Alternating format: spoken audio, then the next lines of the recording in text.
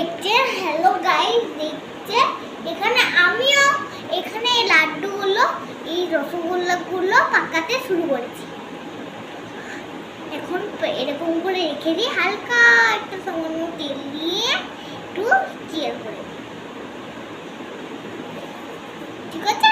আর এই এরকম করে নিলাম একটু ছানা আর ময়দা, মানে ম্যারিনেট করা আছে, এরকম করে পাকাচ্ছি।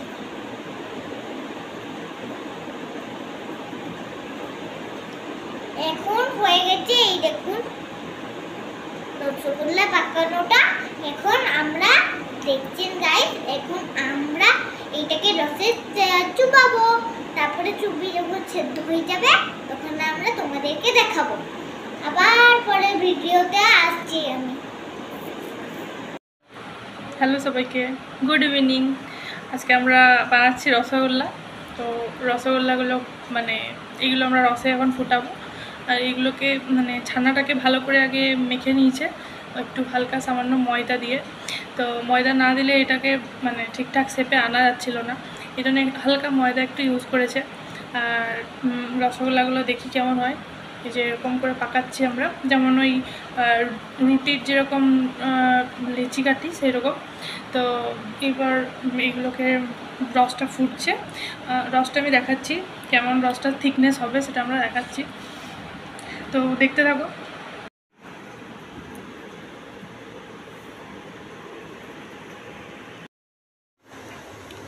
মিষ্টির রসটা বানানো দেখাচ্ছি। এখানে 1 লিটার যদি জল নিই তাতে 750 মতো চিনি লাগবে। এই রসটাকে একটু মোটা করতে হয়। আর পাশে আরেকটা পাতলা রস বানিয়ে রাখবেন, যখন রসগোল্লাগুলো ফুটে একটা লালমে কালার চলে আসবে তখন সেটাকে ওই পাতলা রসে শিফট করব, তাতে রসটা ভেতরে ঢুকবে ভালোভাবে। আর যখন চিনি ঢালার পর রসটা ফুটতে থাকবে তখন ওর মধ্যে একটু আমুল দুধ দিয়ে দেবেন। তাতে কি হয়, আমুল দুধটা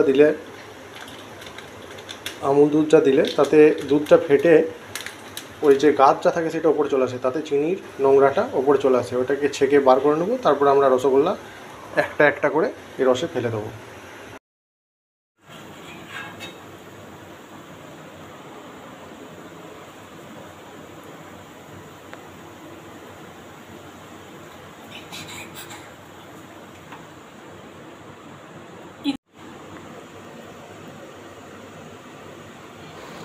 যে রসগোল্লাগুলোকে একটা একটা করে এই রসটার মধ্যে দেওয়া হচ্ছে। এটা চিনির একটা সিরাপ রস বানানো হয়েছে, তো এটার মধ্যে এক এক করে সব রসগোল্লাগুলোকে দেওয়া হচ্ছে। এরপর এটা ভালো করে ফুটবে আর অনেকটা বেশ ফুলে যাবে, দেখতেই পাবে এটা অনেকটা ফুলবে। তারপর এগুলোকে তুলে আবার আরেকটা পাতলা রস করা আছে ওইখানে দিচ্ছি আমরা। তো এটা এখন দেখতে থাকো, আস্তে আস্তে রেসিপিটা বুঝতেই পারবে কি হচ্ছে। এটা এই যে পাশে একটা এই যে পাত্র নিয়েছি, এর মধ্যে যেগুলো আগে ফুটে গেছে অলরেডি সেইগুলোকে রাখা হয়েছে। এরপর এগুলোও সেম ওইভাবেই ফুটিয়ে যখন ফুলে একদম উঠবে তখন এবার রিভিউটা দেখা যাক কেমন হয়েছে, টেস্ট কেমন হয়েছে বলো তুমি।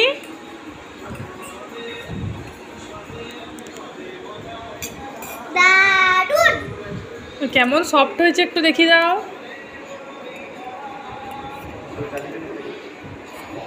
ভিতরে কেমন জালি কেটেছে দেখি দাও। এবার খাও, কেমন হয়েছে বলো।